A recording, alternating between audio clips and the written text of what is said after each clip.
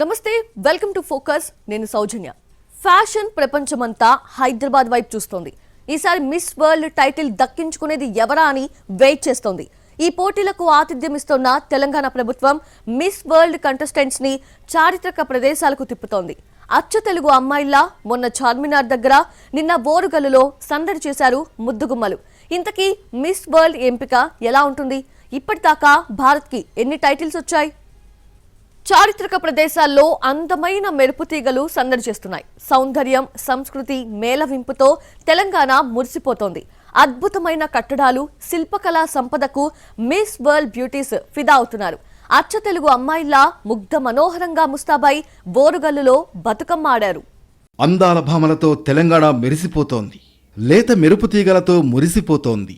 అద్భుతమైన కట్టడాలు, శిల్పకళా నైపుణ్యాలను చూసి ప్రపంచ సుందరాంగులు ఫిదా అవుతున్నారు.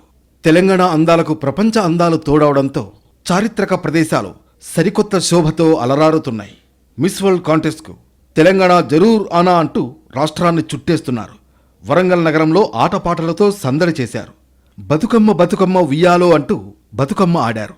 ప్రపంచ అందగత్తెలంతా ఒకచోట చేరడంతో ఆ ప్రాంతమంతా కోలాహలంగా మారింది. బుధవారం సాయంత్రం వరంగల్ వచ్చిన 22 మంది వరల్డ్ బ్యూటీలకు పూలమాలలతో, డోలు సన్నాయిలతో అధికారులు స్వాగతం పలికారు. ఆ తర్వాత చీరకట్టులో తిలకం దిద్దుకుని అచ్చం తెలుగు అమ్మాయిల్లా సందడి చేశారు. తర్వాత 1000 స్తంభాల గుడి, ఖిలా వరంగల్ను సందర్శించారు. 1000 స్తంభాల గుడిలో ప్రత్యేక పూజలు నిర్వహించారు. వేద పండితులు ఆశీర్వచనం అందించారు.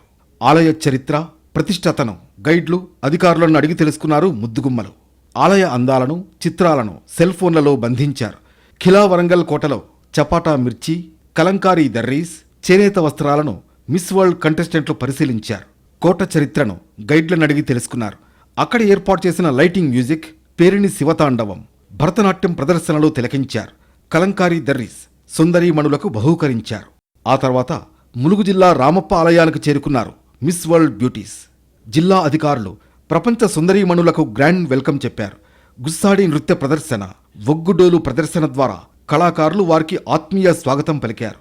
యునెస్కో గుర్తింపు పొందిన రామప్ప దేవాలయంలో ప్రత్యేక పూజలు నిర్వహించారు. ఆలయ విశిష్టత గురించి అడిగి తెలుసుకున్నారు. తర్వాత ఆలయ ప్రాంగణంలో చీరకట్టులో సిరులొలుకుతూ గ్రూప్ ఫోటోషూట్లో పాల్గొన్నారు. 1000 మంది పోలీసులతో 3 అంచెల భద్రత మధ్య వీరి పర్యటన కొనసాగింది. ఇంటర్నేషనల్ బ్యూటీల వెంట ఒక్కొక్కరికి ఒక్కో మహిళా కానిస్టేబుల్ను నియమించారు. ఈ అందగత్తెలు టెంపుల్ పరిధిలో ఉన్నంతసేపు పూర్తిగా పోలీసుల పర్యవేక్షణలో ఉంది. వరంగల్ కోట, 1000 స్తంభాల గుడి, రామప్ప సందర్శనకు ముందు చారిత్రక చార్మినార్ దగ్గర అందాల భామలు సందడి చేశారు. 109 మంది మిస్ వరల్డ్ కంటెస్టెంట్స్ మంగళవారం చార్మినార్ను సందర్శించారు. 5 శతాబ్దాలుగా నగరంలో టీవీగా ఉన్న కట్టడాన్ని చూసి ఫిదా అయ్యారు. మొదట చార్మినార్కు చేరుకున్న కంటెస్టెంట్లకు అధికారులు రెడ్ కార్పెట్తో వెల్కమ్ చెప్పారు. స్థానిక కళాకారులు వీరికి సంప్రదాయక అరబ్బీ మార్ఫా వాయిద్యాలతో ఘన స్వాగతం పలికారు. దీనికి పలువురు కంటెస్టెంట్స్ స్టెప్పులు వేస్తూ ముందుకు కదిలారు. ప్రత్యేకంగా చార్మినార్ దగ్గర ఫోటోషూట్కు హాజరైన ముద్దుగుమ్మలు ప్రజలకు అభివాదం చేస్తూ సందడి చేశారు. చార్మినార్ అందాలను సెల్ ఫోన్లలో బంధించారు. చారిత్రక కట్టడం ముందు హెరిటేజ్ వాక్ చేశారు. చార్మినార్ సమీపంలోని ప్రసిద్ధ లాడ్ బజార్లో గాజులు, ముత్యాల హారాలు, ఇతర అలంకరణ వస్తువుల షాపింగ్ చేశారు. హస్తకళల నైపుణ్యంతో తయారు చేసిన వస్తువులను చూసి ఆశ్చర్యపోయారు. గాజుల తయారీ ప్రక్రియను స్వయంగా పరిశీలించి నిపుణులైన కళాకారులు, శిల్పుల ప్రతిభను మెచ్చుకున్నారు.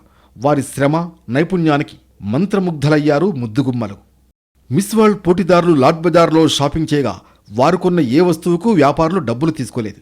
హైదరాబాద్ విశిష్టత, చార్మినార్, లాడ్ బజార్ ప్రత్యేకతలను విశ్వవ్యాప్తం చేయాలని కోరారు.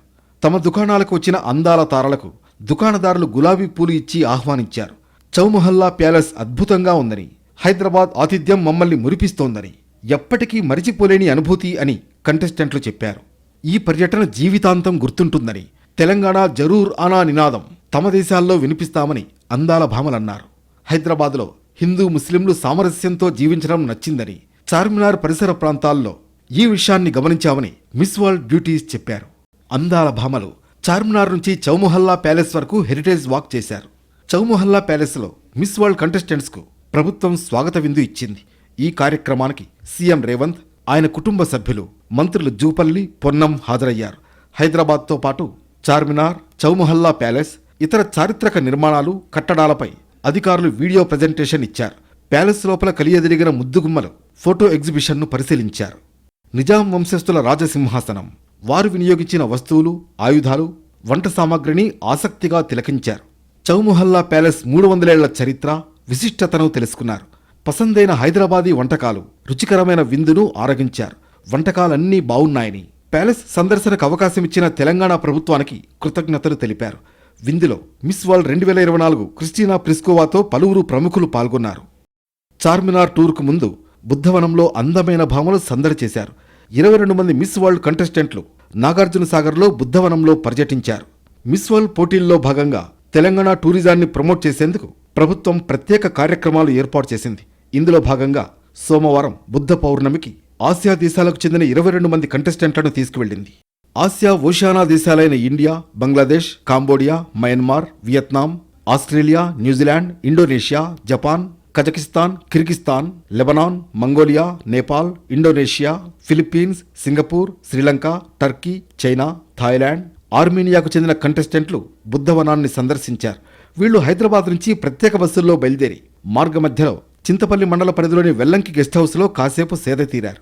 అక్కడి నుంచి పర్యాటక సంస్థ విజయ్ విహార్ చేరుకుని కొంతసేపు విశ్రాంతి తీసుకున్నారు. అక్కడ ఫోటోలు తీసుకున్నారు. అనంతరం బుద్ధవనాన్ని సందర్శించి బుద్ధుడి పాదాలకు పూలతో పూజలు చేశారు. మహాస్తూపంలో జ్యోతులు వెలిగించి ధ్యానంలో పాల్గొన్నారు. అందాల భామలకు మహాస్తూపం దగ్గర గిరిజన కళాకారులు ఘనస్వాగతం పలికారు.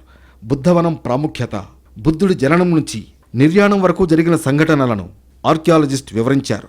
అనంతరం జాతకవనంలో బుద్ధుడి చరిత్రపై కళాకారులు నృత్య ప్రదర్శనిచ్చారు.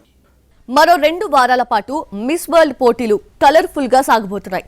ఇప్పటికే బుద్ధవనం, చార్మినార్, ఓరుగల్లులో సందడి చేశారు ముద్దుగుమ్మలు. ఇవాళ యాదగిరి గుట్టను, నల్ల కలువలు సందర్శించబోతున్నారు. రేపు మహబూబ్ నగర్ లోని పిల్లల మర్రిని 35 మంది కంటెస్టెంట్స్ చూడటానికి వెళ్తున్నారు. భూదాన్, పోచంపల్లి, ఇక్కత్ చీరల్లో సిరులొలుకుతూ పిల్లల మర్రి నీడలో సందడి చేయబోతున్నారు ముద్దుగుమ్మలు. 72వ మిస్ వరల్డ్ పోటీలు హైదరాబాద్ వేదికగా జరుగుతున్నాయి. మరో 2 వారాల పాటు ఈ మిస్ వరల్డ్ పోటీలు కలర్ఫుల్గా సాగబోతున్నాయి. మిస్ వరల్డ్ పోటీలు గచ్చిబౌలి ఇండోర్ స్టేడియంలో ఈ నెల 10న ప్రారంభమయ్యాయి. ఈ నెల 31న జరిగే గ్రాండ్ ఫినాలేతో పోటీలు ముగుస్తాయి. అడుగడుగున తెలంగాణ సంస్కృతి, సాంప్రదాయాలు ఉట్టిపడేలా కార్యక్రమాలు జరగబోతున్నాయి. పోటీలో పాల్గొనే సుందరీమణులకు ఇక్కడి కళలను పరిచయం చేసేలా షెడ్యూల్ రూపొందించింది ప్రభుత్వం. 31న విజేతల ప్రకటనతో వేడుకలు ముగిసిన జూన్ 2న తెలంగాణ ఆవిర్భావ దినోత్సవం సందర్భంగా ప్రత్యేక ఏర్పాట్లు చేసింది. అందాల భామలను బృందాలుగా విభజించి రోజువారీ కార్యక్రమాలను రూపొందించారు.